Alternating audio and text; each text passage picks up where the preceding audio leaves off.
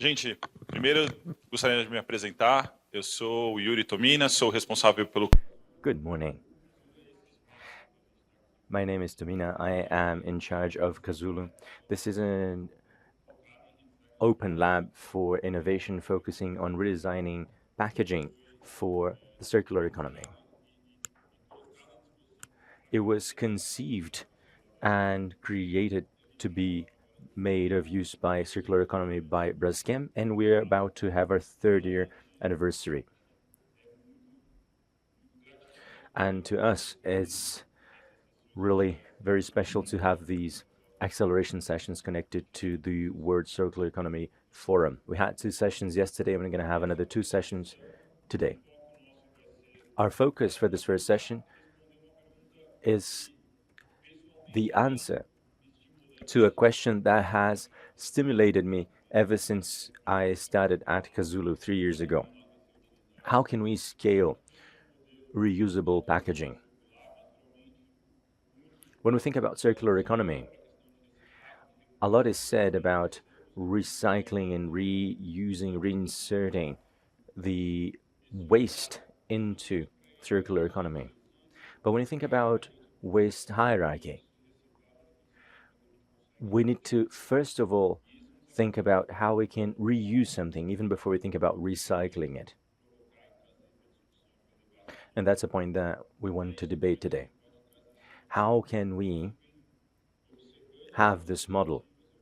We have seen some initiatives, some projects, especially abroad, but how can we have them happen in Brazil as well?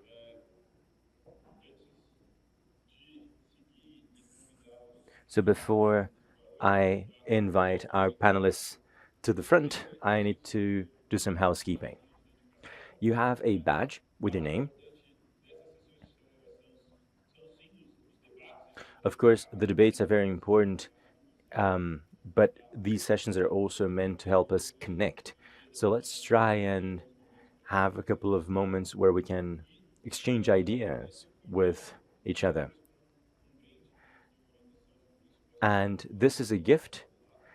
It can become a mobile phone carrier, so to speak. You can use the badge cord here to carry your phone after. It's a lanyard.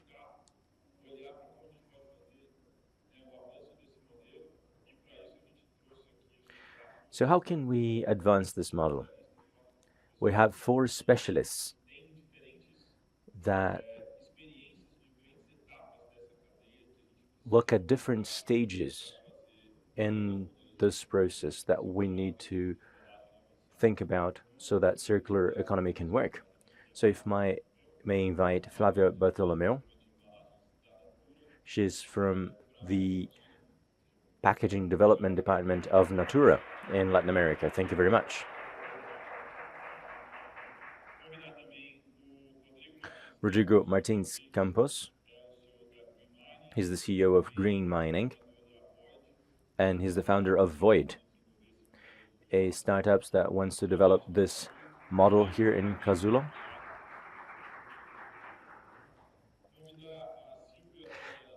Sílvia Tondella Dantas. She's the Chief Technical Officer in CETEA. Thank you, Sílvia.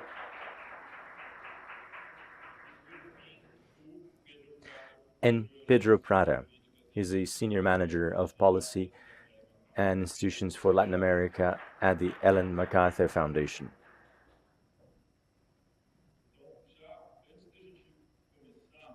Before we get started, I'd like to say that in the course of this session, both for those who are in person and also for those who are watching this session online, you can ask questions, you can send your questions. So I have a couple of questions I prepared beforehand, but we're going to be able to interact as well.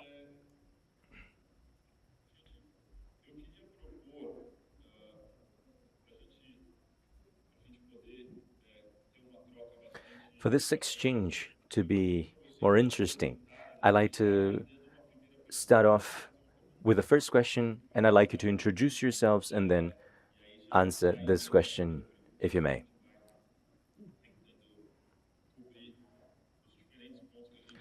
And we can thus cover the different subjects we have for today. Pedro, to kick this conversation off, I think it'd be great to have an overview around reusing packages. When I think about refilling and reusing, these can take place at different moments in the consumer journey. And this can yield good potential for the packaging industry. I know that the Ellen MacArthur Foundation has been producing a number of documents to really encourage people to reuse packages. So, Pedro, if I can ask you to start this debate, and also please talk a little bit about how the foundation sees reuse and the potential of this market. Pelo convite. Há algum tempo já eu queria vir. Thank you, Yuri. Thank you, everyone, for having me. Good morning. Good morning to our panelists, and good morning to Severino. He's a thought leader in circular economy, and we need to think about how we can transition from linear to circular economy. So what is circular economy, and how important is it to have a debate around reusable packaging? And how we can interact with the government, society, and companies to really show them how important this is. We live in a linear economy model. It was created with the Industrial Revolution, and we have a planet that is circular, but we moved away from that circular logic in our economy. We extract resources from nature. We extract energy, resources, whatever we need from nature. We transform these resources into whatever we want them to be. We consume them, sometimes very quickly.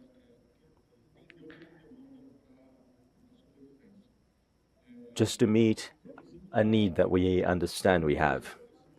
Now, circular economy is about reviewing this model so that our economy is closer to the planetary logic, right? So how the planet works. So we need to think about economy as a whole, and the whole matter is really complex. And we have three principles that we need to take into account. There can be we need to think about how the planet works. We need to be circular, creating value for as long as we can. And Natura understand this very well. Instead of degrading nature, we need to produce and regenerate nature. So we need to save, we need to be circular, and we need to regenerate. You need to go to the drawing board and think of products and processes that are circular. So circular economy is not about looking at the market and think about that after it's been created. But before you design this product, say this chair, you need to think about how it fits circular economy. And once we have understood that, we need to look at economic cycles. There is a cycle of finite materials such as glass, plastic. These are not eternal items in nature. And biological cycles. Resources that stem from nature and are renewable. And they may look eternal, but they are not. Because the soil or the planet isn't an eternal resource. In a technical cycle, which is where the plastic packaging goes, the more central it is, the better it is for the environment. And also, the better it is for the economy.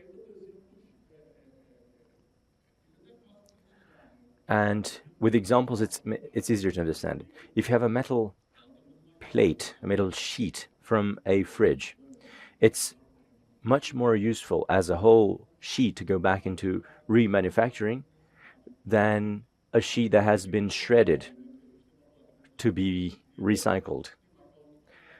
It's rather obvious that a preserved metal sheet is more useful than a shredded one. The same applies to packaging. If you have a whole package that can last, it can probably be used better than a package that won't last long and that will be recycled. So reusing is better than recycling from that perspective.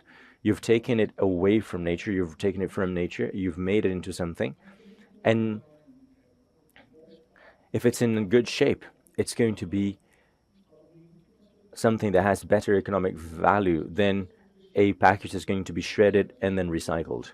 So it makes more sense to invest in reuse than into recycling.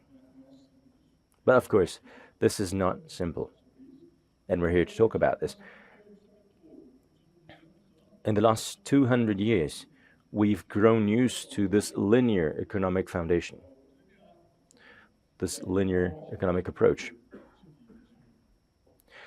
And this logic, extracting resources from nature, transforming them, and using them as if they were infinite, eternal, that's not something that works. That's why we need to have research, innovation, and waste pickers and everyone to reinvent this model. We have a team in Europe that focuses on reuse, and this team looks at the whole world and looks for solutions there. We published a report with WWF showing good examples of reuse in developing countries that can and should be replicated elsewhere. So the key message here is reusing is a central aspect because it generates more revenue, it's better for the environment, and we live in this linear logic, so it's still very challenging. But there are very good examples in developed and developing countries that we can try and replicate in Brazil and Latin America. Great, Pedro. This really sets the stage around how we can explore the subject.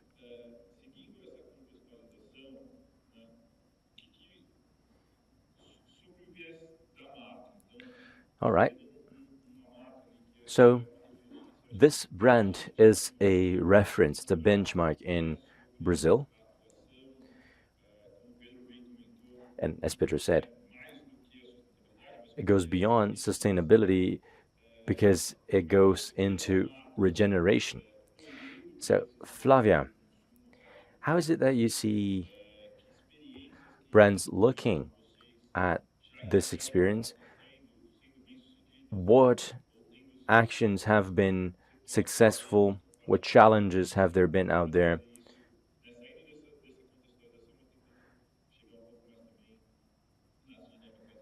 So, trying to get to a more practical approach. Good morning. Good morning, everyone. Thank you for your question. It is a challenge. Natura is the third most sustainable company in the world with sound ethics and very sustainable.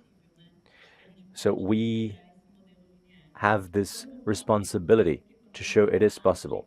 And whenever I talk about reuse,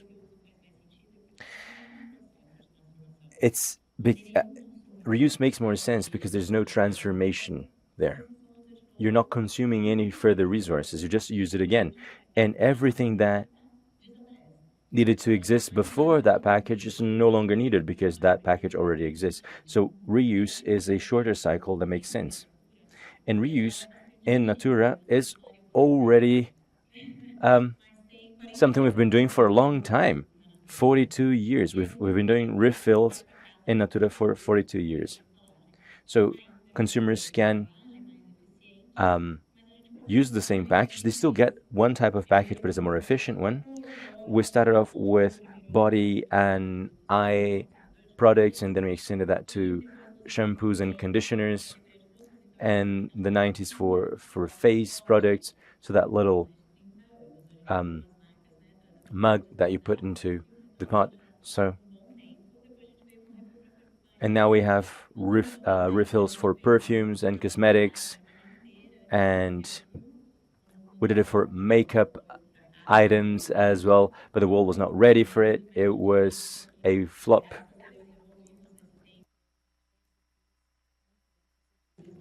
And we have been very successful in makeup after that.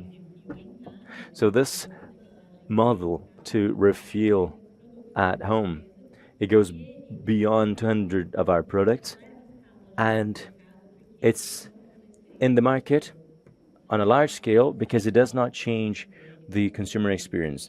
They buy it as we know it, and we have been improving on our solutions. We have renewable sources, ultra light materials, and we have been making progress there to deliver better solutions and to allow the consumer to understand the logic behind reuse, which is possible, and consumers will still have all of the benefits. We see many brands with the refill model in the world. It's rather simple, it's logical, and there's no additional effort on the consumer side. Another experience is refill at the store. And then we don't have that additional package that the consumer would buy to refill the main package. But the consumer would go to the shop, buy the product, use it, then wash the package, go back to the store and refill it. So they can refill it also to different volumes. They can buy the full volume of that flask, or they can buy just a half of the volume, for example. We implemented that in North America, Asia, and Europe. In Latin America, we haven't yet been able to do that because of some regulatory items, but we have learned a lot from this process. First thing is test it out, try it, and adapt. You start doing something, if it doesn't work, you adjust it. It needs to be scalable. It needs to be cost efficient when you have several refill stations. It can't be complex. It can't take up a lot of space because there are loads of products. There's a great range of products. So we've found inspiration in the food industry, and it can't take long. Time is scarce. There can't be a queue, and you can't wait 20 minutes to refill your shampoo. So it wouldn't work. So we've learned with this model. We had about 10% of people coming back to refill, and then sometimes people forgot to take the package to be refilled. So there is an effort from the consumer, right? They need to remember, they need to take the package to the shop to refill it. And very engaged people join this model. It's somewhat similar to a returnable package. Instead of coming and returning a package and getting a new package with the product, you come with the package and you refill that same package. And the whole complexity of logistics of refilling or filling a bottle is shared with the consumer, right? So they need to take part into that process. So it is returnable package, but slightly different to the model that we used to know with milk packages or with drink bottles.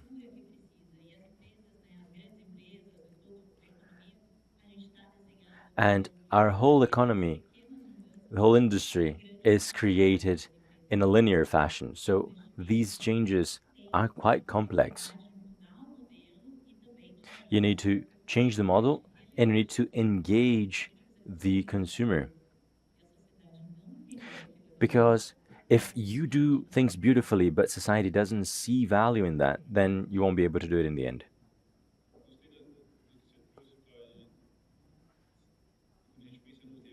When we think about reuse, there is the refill model, which is something that we're more used to, right, in our everyday lives. And that really allows us to think about other models of reuse and that we can have.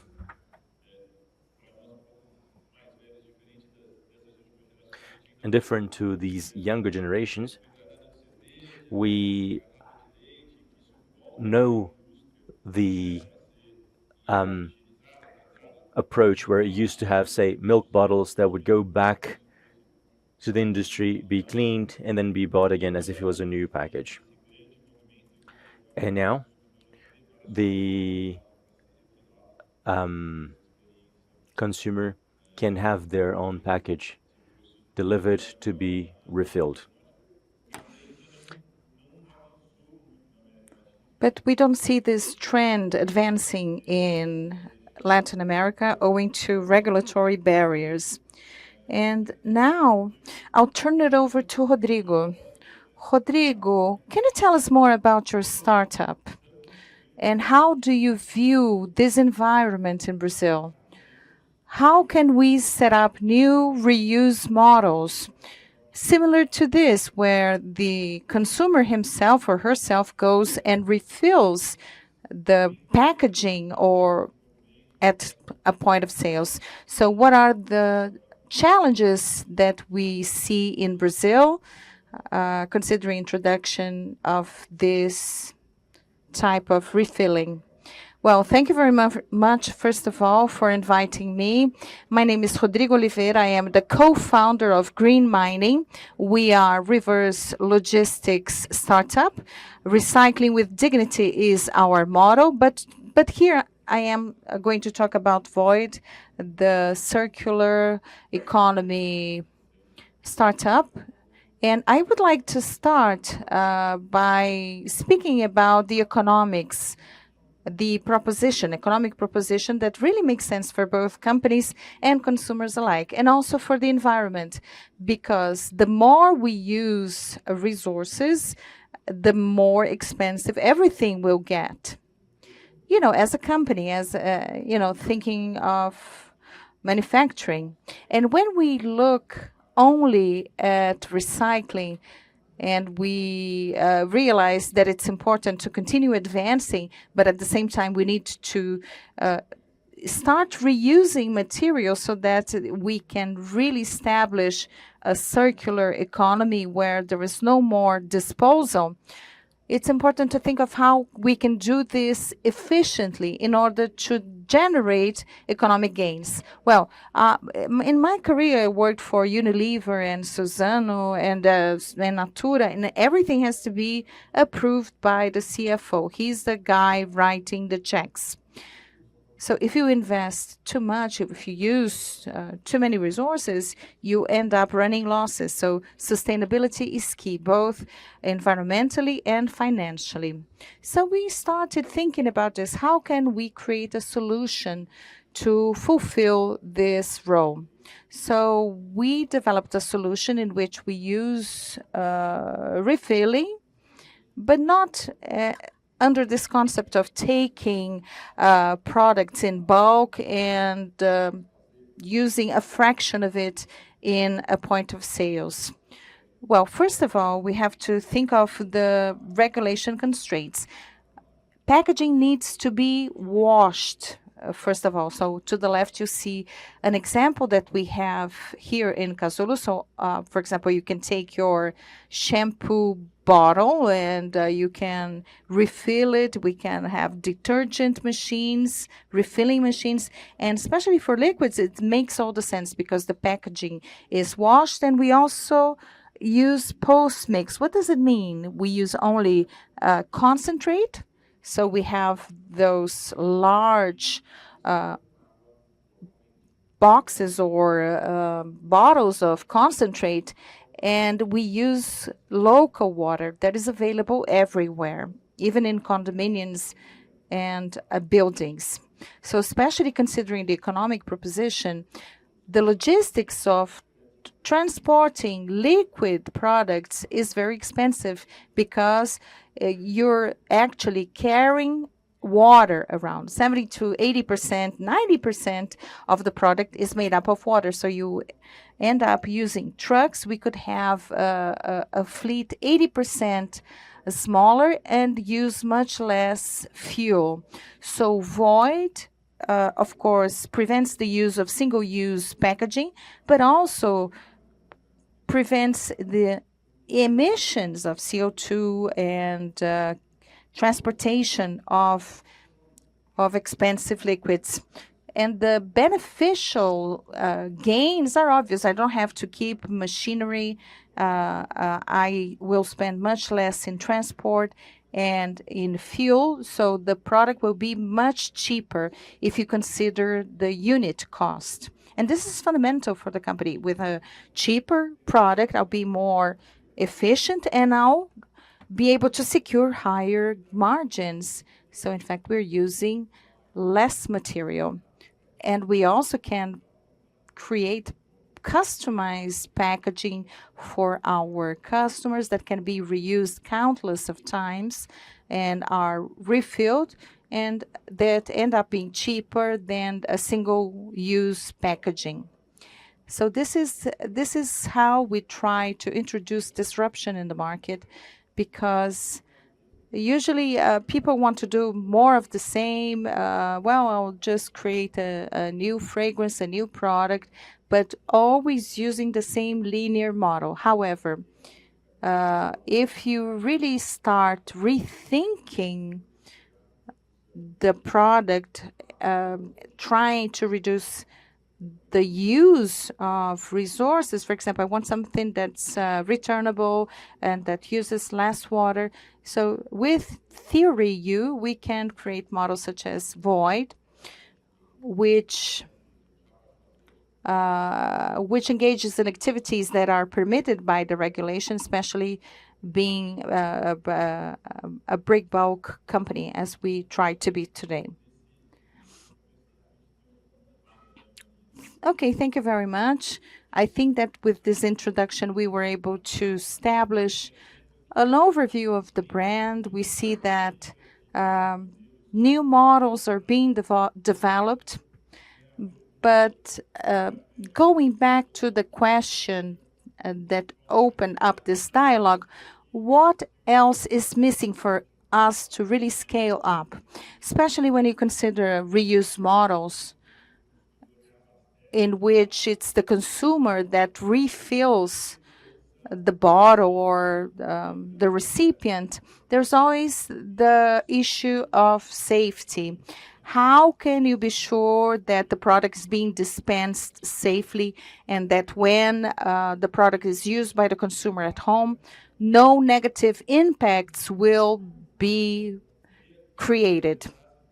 So first of all, could you please introduce yourself and introduce CETEA and Ital for us, of course, who work in this environment? This is, of course, an institute that's very well known. And how do you view the regulatory environment in Brazil? How can we make this type of model available?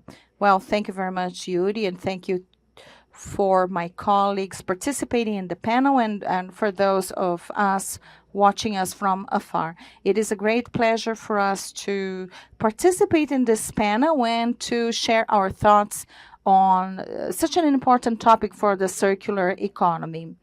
Allow me to introduce myself. I am a researcher and the head of the Packaging Technology Center at the Foods Technology Center. This is a research institute that belongs to the government of the state. We work with research, innovation, development of food and food packaging. And it's great with it's with great satisfaction that I participate, because today CETEA is leading a project jointly with the Center of Development of Solutions for Waste, Solid Waste. And this is a project that involves the government and other research and educational institutes, not to mention the private initiative. And Braskem is one of the co-founders of this initiative, together with Natura. So it's fantastic, really, to be able to share our views on the project. Well, reuse and recycling technologies is one of our mainstays. The challenge that we try to overcome in our institute is the dissemination and promotion of reuse and recycling.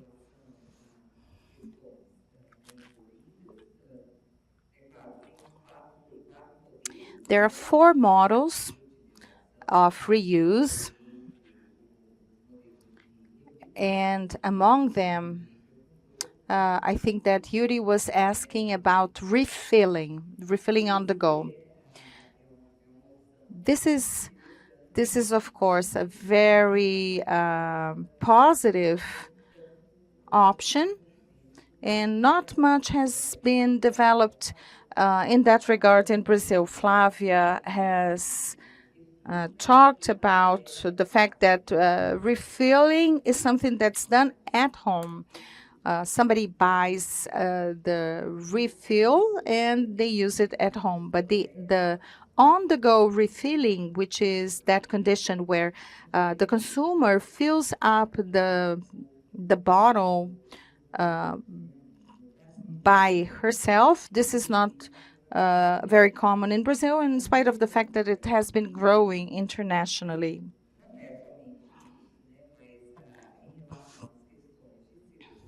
As for safety, we have always to understand safety in the context of the existing regulations. Firstly, let's think of the product that's being refilled. If it's food that's being refilled, in fact, there are no regulatory restrictions, because Anvisa sets forth some regulations with best practices applying to the food service industry, including bulk food and other systems. However, there are very requirements that need to be met, but there are no restrictions. And thinking of packaging itself, the Anvisa regulations that apply to the confirmation of requirements when food is in contact with packaging include reuse of packaging. So in fact, there are no restrictions to be found in the regulation as applies to refilling on the go. Also, many of the utensils we use at home, in fact, are reused several times. For example, think of storage cans and bottles and jars for liquids. Now, what is important is that reuse of the packaging regulations are complied with. But in fact, there are no restrictions in relation to packaging itself. Now, turning to best practices, we have to remember that many points need to be considered. The regulation applies to labeling, storage conditions, and cleaning methods of packaging. And this is what will ensure safety.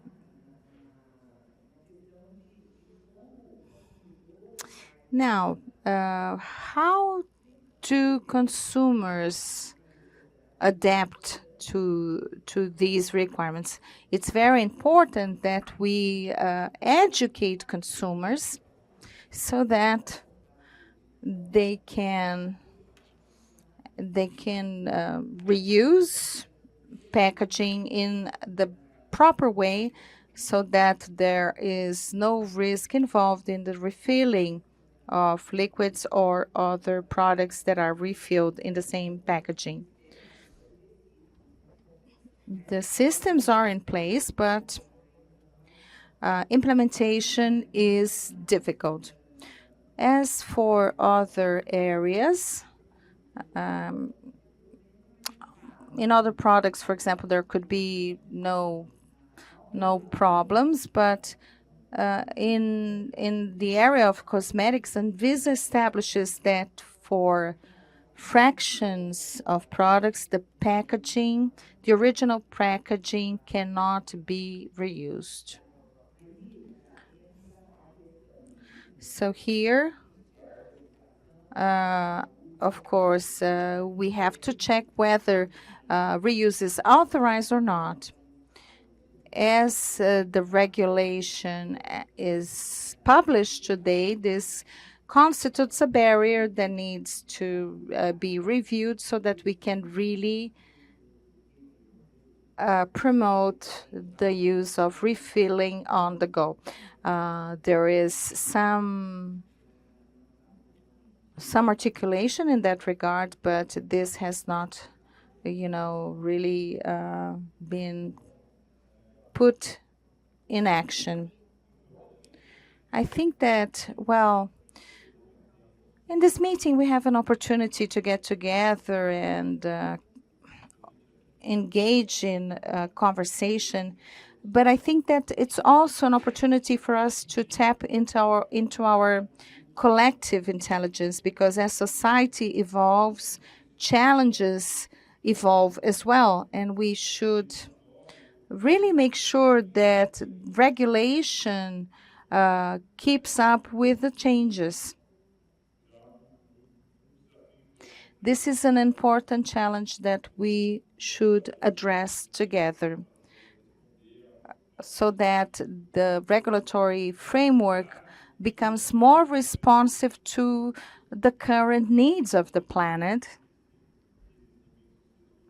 and successful strategies adopted internationally. Okay, I have some questions here, but first of all, let me ask if somebody from the audience would like to ask something so that we can start the debate. Okay, I think we have a question from the audience.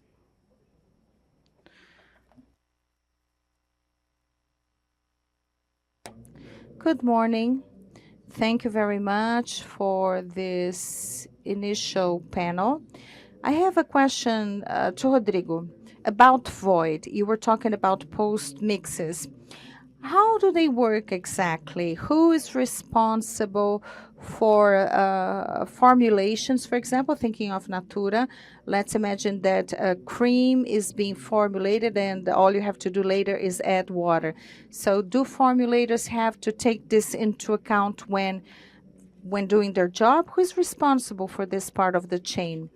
Well, development takes place in advance, is tested in labs, also to make sure that the packaging is clean and able to receive the material. Also, we test for quality to make sure that the quality is similar to filling at the factory. Now, we use dosimetry, so we know exactly the doses that need to be used. In the case of dense products, there is a previous mix And this is what will help us. First of all, we do the stirring, and then, the refilling is completed. The products is tested. We look at texture, fragrance. Is it similar to the same one as in the plant? If not, we make the necessary corrections. And what's really nice is that we also have been working with foods, especially soft drinks. We have a machine that's going to be sold to consumers in Mexico, and the product is identical to the one we get from the factory or manufacturing unit. And this is a great disruption indeed. Just to add, I believe that the brand owner would be responsible for the product, and formulation is also subject to adaptations, because everything needs to be changed so that you can reach exactly the same product with the same performance and efficacy for consumers. It may sound simple when we describe it, but there is a lot of technology that goes into it, and a great deal of testing as well.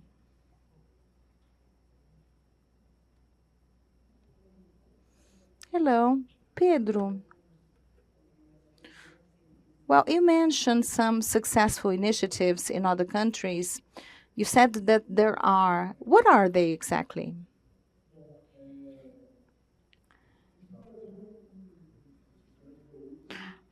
Brazil counts on a very advanced reuse system, and here I am referring to Coca-Cola. Yes, there are several examples around the world in the 4 types of reuse we've discussed, but I would like to call attention to Coca-Cola in Brazil. It works very well in spite of all of the challenges. And what we saw is that there was a will to create a high volume reuse system. So the first step was rethinking the bottles. This is what Coca-Cola did. It's a bottle with the same shape. It's transparent with high recyclability, and that can be reused up to 30 times, and also contains a tracking system. So everything started with Coca-Cola, with this bottle. And this was, an old methodology they use with the returnable glass bottles. And I've heard that now 25 to 45% of the volume sold in Latin America uses this reuse. It's a good model because it doesn't really require the collaboration of consumers. They don't have to return the bottle to the POS. And also because Coca-Cola reviewed its practices and talked to the government to obtain clearance for the reuse of PET bottles. And speaking of regulations, this is a society that's used to a linear type of use with regulations that are adopted by Anvisa that are backwards, really, that dated, to the 90s. We have several regulations in the 90s that created barriers for companies. So it's, in fact, very important to review the regulations. We're lagging behind. Coca-Cola went to the Food Regulation Authority, and they were able to get a grant to reuse bottles. There is a yawning gap between what we see in companies, and I'm talking about Natura here, but and I look at public policies, but when I think about marketing and the government, they say they want to have recycled packaging, but then they lobby against it elsewhere.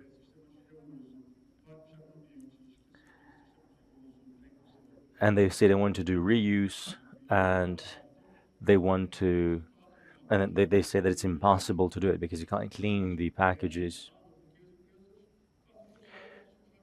There is a yawning gap, as I said, between what they say and what they do, right? They don't walk the talk.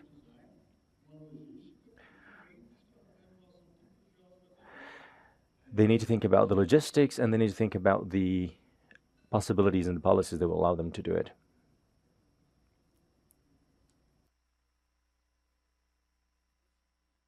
Essa linha também trazendo uma pergunta que veio do pessoal online. There's a question from our online audience to Flavia.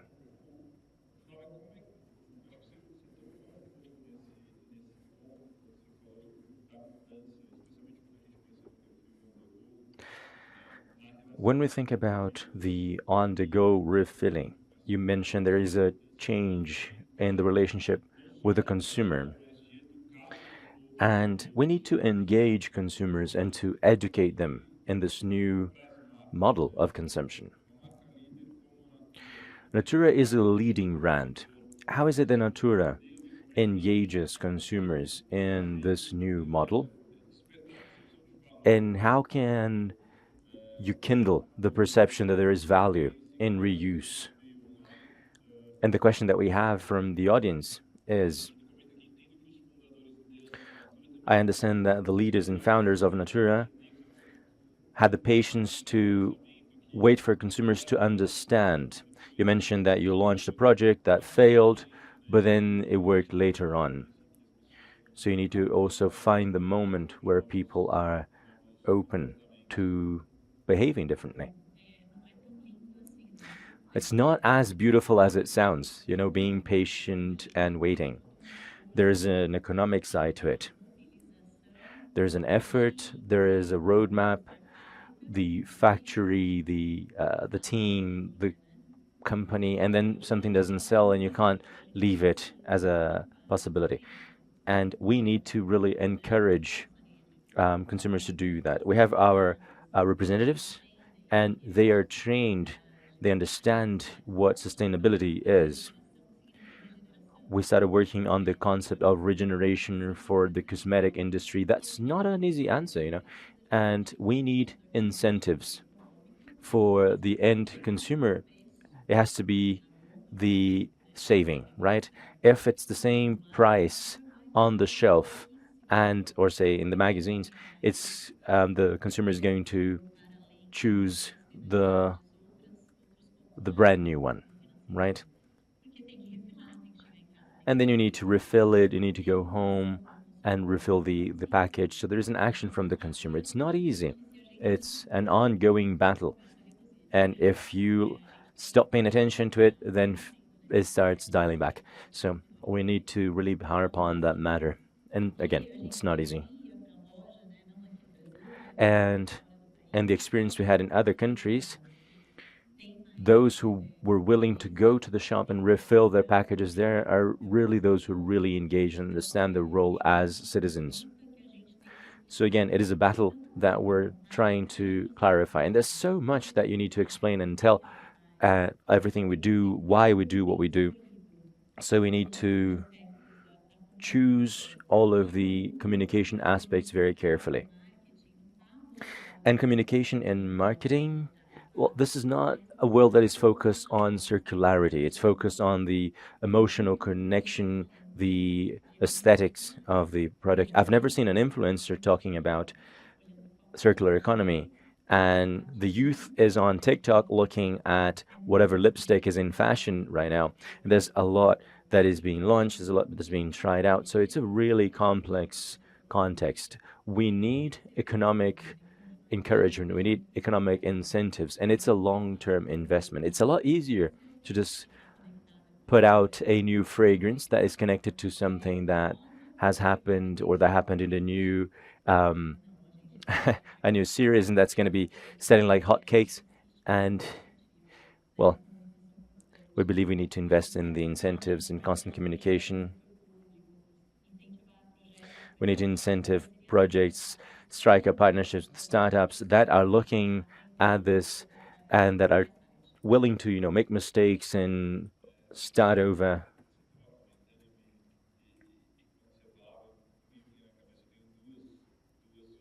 I've got two daughters.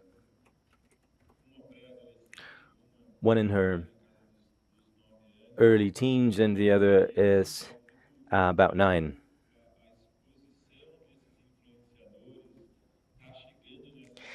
And we see how much impact influencers have on them.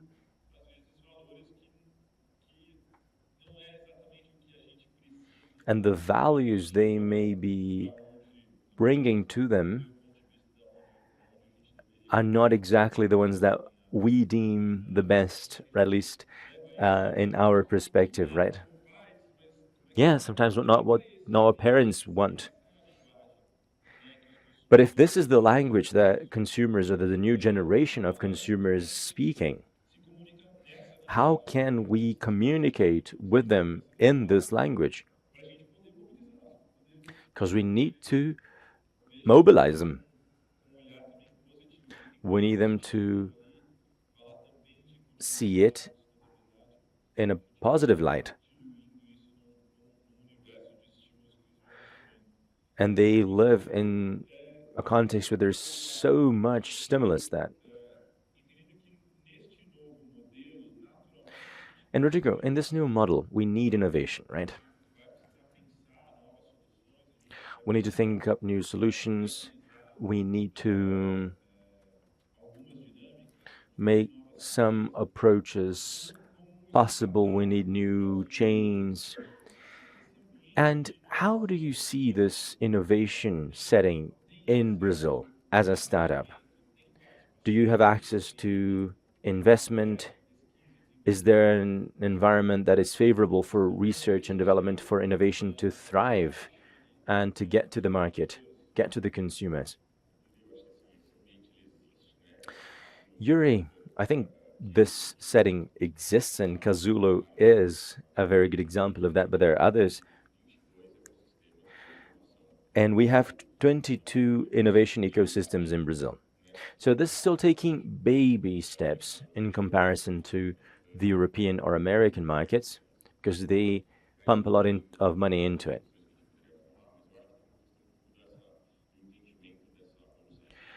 And if I may say, we need to understand how bold you need to be to disrupt the status quo, right? What moment of a startup should you invest in it?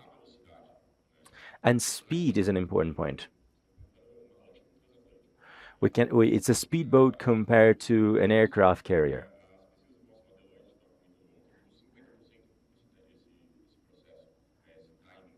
Deloitte said that it can reduce up to 50% the time it will take to get to the market. So sometimes you need to pivot. It's not only the added value, the value added, but it's about new formats and shapes. But and in answering your previous question, I like the way we educate consumers, and we can educate companies and consumers with the pocket methodology, right? The pocket methodology often works. When you come to the shop and there is a product and you see that if you refill it, it would cost 50% less, why would you take that single-use package home? And if in the company you're selling a product at 50% less with a better margin than the one that you had to buy lots of packages for and dispose of later, and you're making less money, well, you need to buy fewer inputs, right? So you have a better margin. So this is a rather extreme example, but why is it that we continue to do things the way we always did with single-use products, and you're transporting water? Transporting water is very inefficient. And when you stop and think about it, you spend so much money transporting water. People don't stop and think about it. You already think about the new product following the same models that you have, because that's how your production lines work. But then if you stop and think about it, you're spending loads of money on trucks to drive water if you can just reformat your product and do it differently. Maybe you can have it in a different format, in a different shape. And that's why the startup Void is trying to provoke people to think differently. And we need investment to test, remodel, and find new formats, new approaches that will lead to fewer resources being used and less cost. So I like the pocket methodology. And thinking about reuse, we have Anvisa's sandbox.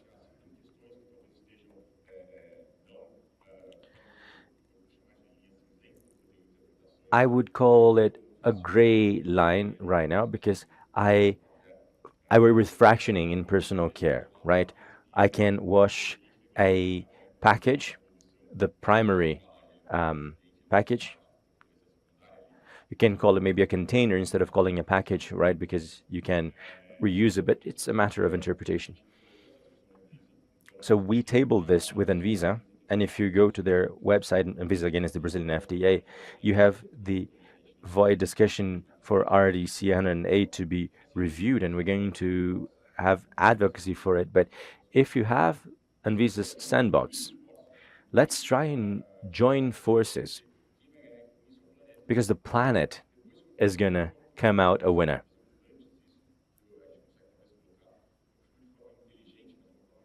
You can do it smartly, you can do economically for the company, for the consumers, for the market. Just some food for thought. Well, we're getting to the end of this panel. But just before I give you the floor for your final remarks, I'd like to once again open up for questions from the audience.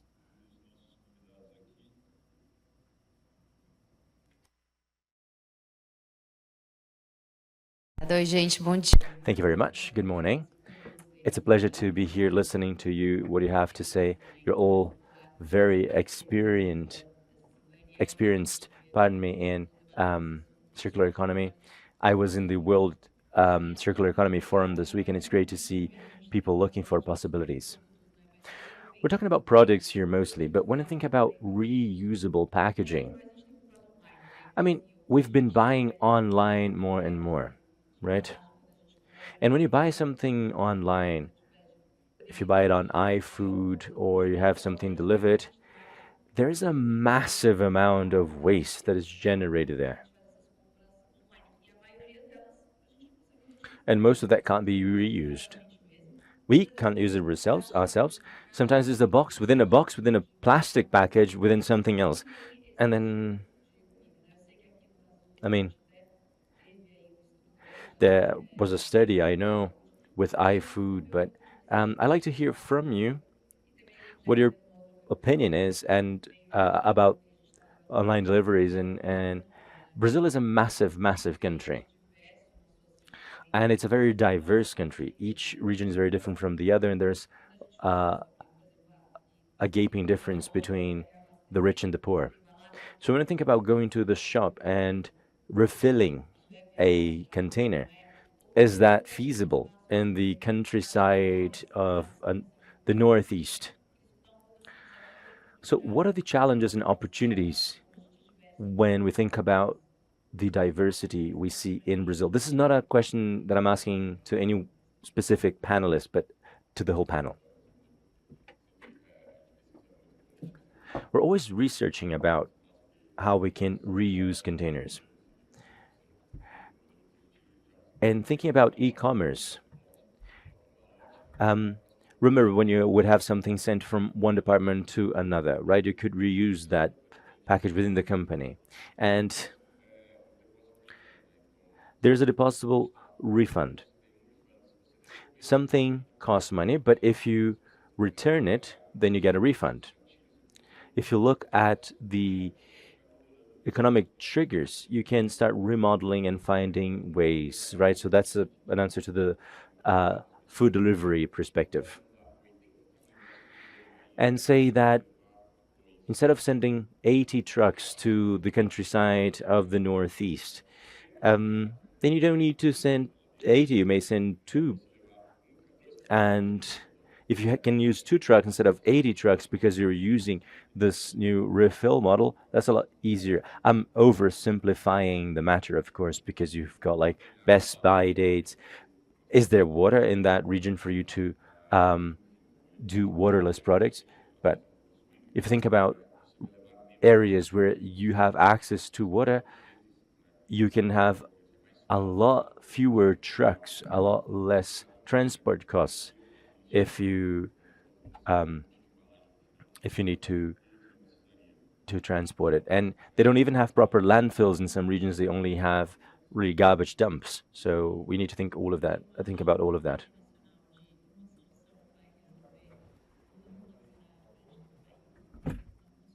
I don't think there's a one size fits all.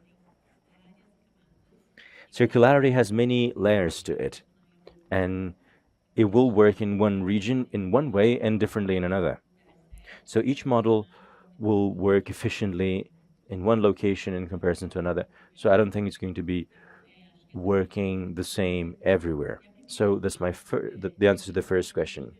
And as for the second question, that really annoys me. I hate to buy online because there's loads of cardboard boxes and plastic, and I know that that's not going to be recycled. It's not going to. I mean, we're not prepared to do it. I recently returned to Brazil. I bought something online, and then I said I would not do it again. And my husband said I was crazy, and I said no, I'm not crazy, but I'm gonna have to buy it somehow else. Well, sometimes I see people saying, use me, reuse me. You can actually use it, but there are many premium brands in which you get, I don't know if it's made of styrofoam or what, and I say, okay, well, considering that my brand tries to reuse the most as it can, how can I consider how much paper goes inside just to make sure delivery will be made with no issue. So how can I provide this experience of, finding a nice packaging with something written, but everything eventually will go to waste. So in fact, the sales rep, when they get the box, it's the third use because we have just one standard. The box is reused many times, and this is, of course, a cardboard box. So we try to be very, very minimalist in what we use, but at the same time, when the product, well, we don't know how well protected the product is when it's delivered to a store. So it's important that we look at the entire chain to make sure that we are in fact improving in relation to the past. I think that it's very important for us to think of mechanisms for everywhere, but I think that the focus should be on plastics because we don't want to see a proliferation of microplastics in the world as we have today. And the point is that even with all the political efforts and awareness raising in São Paulo, Rio, and Belo Horizonte, pollution in these areas is much greater than in others.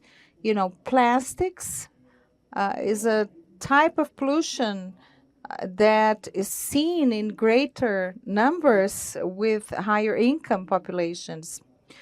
For example, per capita plastic pollution is much higher in Europe than in Africa or Asia.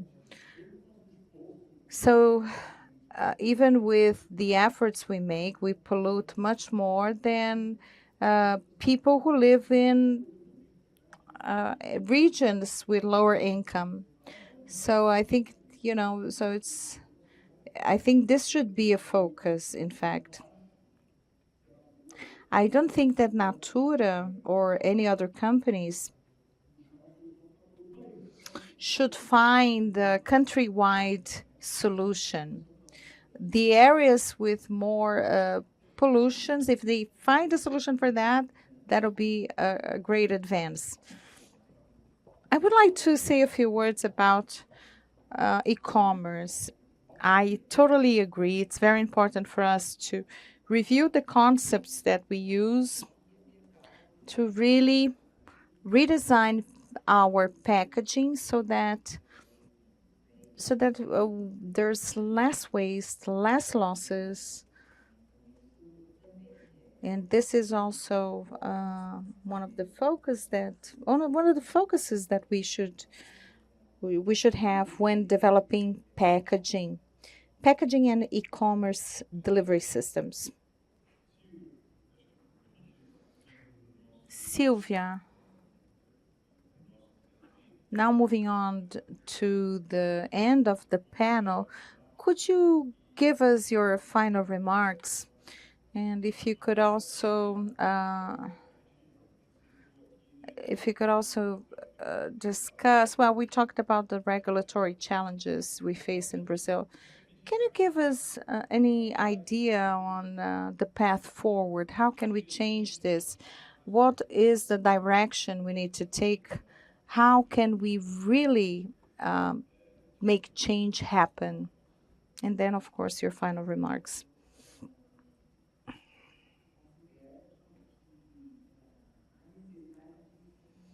In my view, we should tackle the main barriers in regulation. For example, in the area of safety,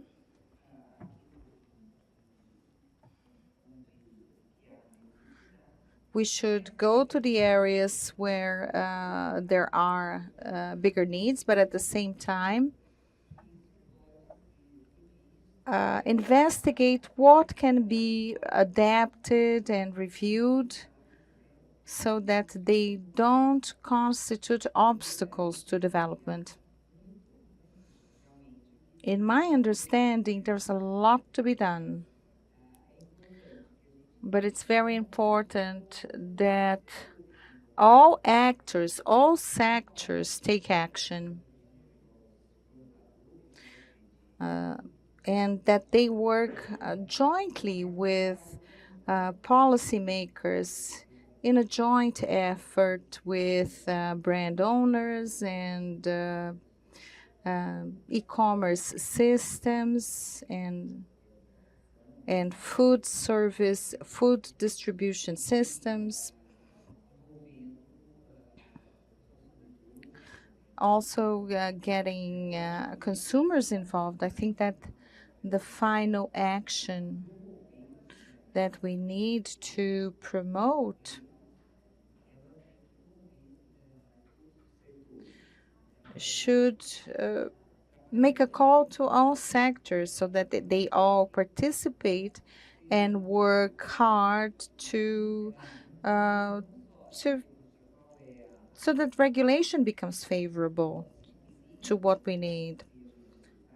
And regardless of the requirements, what is important is that we listen to the demands and take this into account, both considering industry and marketing and the consumer sector. It's important that the consumers become engaged in circular economy. We know that today consumer engagement is very poor. And just in conclusion, I understand that reuse as part of the hierarchy of ours is in second place, but in practice, it's far behind. We have more actions focused on practices than in other fronts. And I believe that there is a need to organize, and to establish a collaboration among all players so that we can really make something that's really, that will promote reuse and scale and expand reuse of packaging in Brazil. Thank you very much, Sílvia. Well, this was exactly the word that failed me. I think this was the tone of this week for me in this discussion that began with the Global Circular Economy Forum. Are we really going to be able to make advances? I think that it's essential that we collaborate for that. Rodrigo, I'll turn the floor over to you now for your final remarks. Definitely, collaboration is key. I think that we should really work in collaboration. This will give us more speed and will also help us mitigate risks. Sometimes you don't have a partner, an NGO, or somebody who can have the dedication and make things happen. So I really like, the fail fast innovation model. If it works, it works. If not, you move forward. And of course, you need some capex for that. But so you test, what can work, and if it works, you can move on to the next step. So it's a model that really imprints speed and mitigate risks. Thank you very much, Rodrigo, for being here, and Flavia, thank you as well for your support and partnership. If you would like to say a few words. Yes, along this line of collaboration, we were talking a lot about collaboration, and I think that there is a need for support from the regulatory agencies. So we need to support the agency because their role is to ensure consumer safety, and we have the technology. We know that we can support them so that they feel safe to make changes. Brazil is very complex and diverse, so many regions and company. Introducing change is very complex, especially thinking of consumer safety. So I think that this collaboration with the regulators is really important. I think that there is the sandbox. When Natura, saw this in the financial sector, they said, yes, we would like to start working with them 3 years ago, and this is when they started exploring this possibility. And owing to the difficulty, we offer them the opportunity to have a joint project so that we could really have in changes that were safe for everyone. We look at regulators as enemies, but in fact they are also drivers of innovation.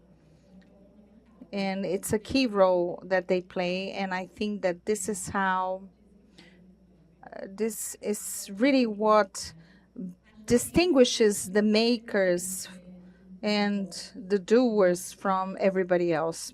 It's very important that we look at the business cases, the return on investment, considering externalities. We always look at the value proposition, but it's important also to think of social impacts, human impacts, the risks that we run, because in the end, everything will end up as a cost. So let's, factor this in all of the investments that we make. There are other externalities. This is what will make the conversation with the CFO so much easier. This is what help us really, invest and innovate for the future. And finally, we need the commitment of society, everybody on board in this new model, because Sílvia was talking about collaboration. If each link of the chain, if any of them is not committed, it just wouldn't work. Okay, very well. That's a lot for us to think about, a lot to assimilate in the next days. It's been a very positive week for us, very enriching. So thank you. Now, just as if I may, a quick closing comment about regulation. The world is discussing a global treaty against plastic pollution. For 3 years, we have been monitoring this process. So, we had the Paris Agreement and, the ozone layer agreement, and we need one for plastics pollution. There will be a new round of negotiations in Geneva in August. And in our understanding, the political environment is more favorable for striking an agreement. The atmosphere is more positive. And in relation to plastics pollution, there will be alignment between the countries. Because, for example, it's crazy for us at Natura to see how the countries are, in fact, diverging. And with an agreement, we'll have more predictability in relation to plastic packaging. And also, there will be opportunities in credit and investment. The foundation tracks this very closely, and last year in December, because we recently published a consensus document. Brazil was the only country in the world whose association looked at design of plastics, and we would like to, of course, acknowledge our responsibility and our commitment to make an agreement that is ambitious, because we believe that this will change the role for plastics in the world in coming years. Thank you very much. I think that this gives us, a hook into the second panel that's starting very soon.